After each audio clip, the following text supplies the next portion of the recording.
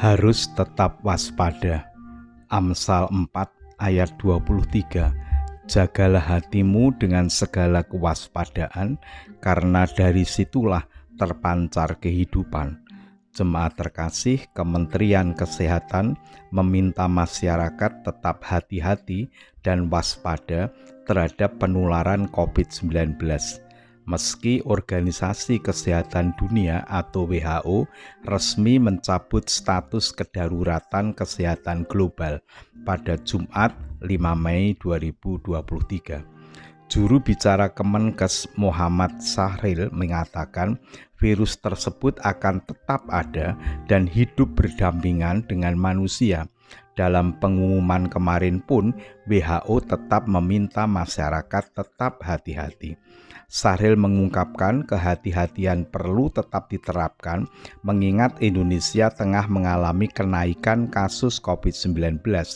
Meski tidak signifikan, kenaikan kasus ini mampu meningkatkan tingkat keterisian tempat tidur nasional. Data yang bersumber dari Rumah Sakit Online per 3 Mei 2023 pukul 14 dan Dinkes Provinsi menunjukkan bor di rumah sakit mencapai 8,1% secara nasional, baik tempat tidur, isolasi maupun ICU. Dari 42.293 tempat tidur yang ada. Sementara itu, per Jumat 5 Mei 2023 pukul 12, kasus harian COVID-19 bertambah 2.122 kasus dalam sehari. Kompas.com 6 Mei 2023. Jemaat terkasih, kita sangat bersyukur COVID-19 sudah dapat dikendalikan. Namun harus kita sadari COVID-19 masih tetap ada di tengah-tengah kita. Jika kita tidak hati-hati, kita dapat terpapar. Status darurat COVID-19 sudah dicabut oleh WHO, tetapi status pandemi belum berubah menjadi endemi. Faktanya, masih ada saja orang terpapar COVID-19. Pada saat COVID-19 merajalela, protokol kesehatan menjadi keharusan dan menjadi aturan hukum. Itu memang cara efektif untuk mencegah COVID-19. Namun sekarang protokol kesehatan tidak lagi menjadi keharusan. Meskipun demikian, kita harus menyadari bahwa kesehatan adalah kesadaran pribadi. Jika kita benar-benar menyadari hal itu, kita akan berhati-hati. Meskipun tidak ada lagi kewajiban memakai masker karena pertimbangan risiko kesehatan, maka dengan sadar kita akan mengenakan masker. Lebih baik kita berhati-hati, waspada sebelum segalanya terlambat. Perkara orang lain tidak memakai masker itu urusannya sendiri. Yang penting kita perlu menjaga diri. Jika memang kita masuk di dalam lingkungan yang berisiko, tentu kita akan segera memakai masker. Kesadaran pribadi tentang menjaga kesehatan harus kita pertahankan dan kita tingkatkan.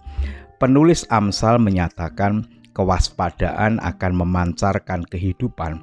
Artinya, jika kita hati-hati dan waspada, kita akan terhindar dari petaka. Jika dikaitkan dengan pandemi COVID-19, kita waspada, menaati protokol kesehatan, maka kita akan terhindar dari COVID-19. Sebaliknya, jika kita sembrono, meremehkan kondisi, maka risiko tertular itu menjadi besar. Jemaat terkasih, hati-hati dan waspada itu bukan berarti takut.